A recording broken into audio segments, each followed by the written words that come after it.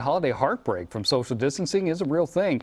Courtney has more on how to contend with this serious issue. Yeah, we are joined live with cardiologist Dr. Sinatra with us this morning talking about this whole thing. Dr. Sinatra, we understand that heartbreak is an actual thing, and with this social distancing, people having to be apart from their families and such because of the pandemic, it's just kind of compounding these issues, right? Of course. I mean, people don't realize it, but when you're in a pandemic like this and you're stuck at home and you know, you don't go to work, or some people do go to work, you're not driving, you're not going to the store, this creates loneliness, and that could lead to panic and depression.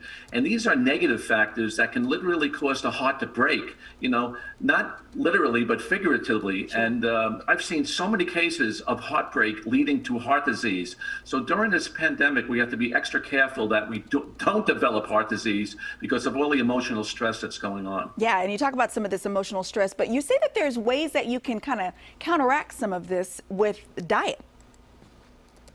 With I'm sorry, Skype? With diet, some of the things. Oh, diet, yeah, absolutely. I mean, in other words, if you eat a non-inflammatory diet, in other words, more healthy fats like omega-3 essential fatty acids, which contain DHA, we call it docosahexaenoic acid, but it penetrates the brain, the eyes, and actually the heart.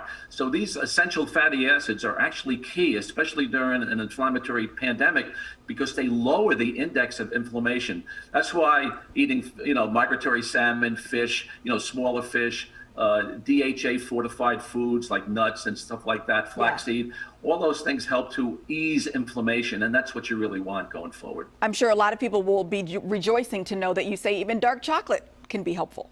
Well, dark chocolate, again, in moderation, because dark chocolate helps to stimulate what we call phenylethylamine, which is the love hormone. In other words, it's the feel-good hormone. So the darker the chocolate, the better. But remember, in this pandemic, we want to keep sugar to a minimum. So if you do dark chocolate, do at least 70 to 80% or more, because this has a high antioxidant polyphenol content. Yeah. But you don't want to eat dark chocolate every day, because remember, sugar is the enemy going forward, because sugar can literally stifle our white blood cells and cause, you know, more inflammation going forward.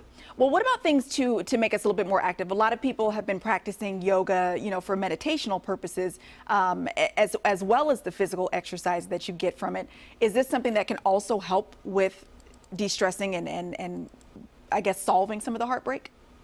Oh, absolutely. In other words, if people go for walks, well, walking the dog, I think, is one of the best forms of therapy. It's good for the dog. It's good for you. And when that dog looks at you with those eyes of unconditional love, and you take that in, it's awesome, because love heals everything.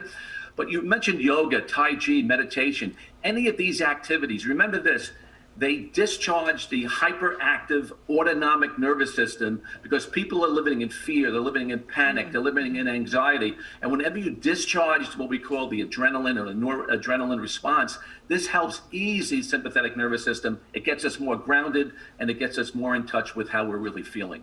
Wow. Dr. Sinatra, to hear you say as a cardiologist that heartbreak can actually be a thing, we definitely need to be paying attention to this a lot more. We thank you so much for your time this morning. We're also going to link some more information to our website, gooddaysacramento.com, under show info and today's date. You can also get more of Dr. Sinatra's expertise as well. Cody, back over to you. Okay, thank you very much.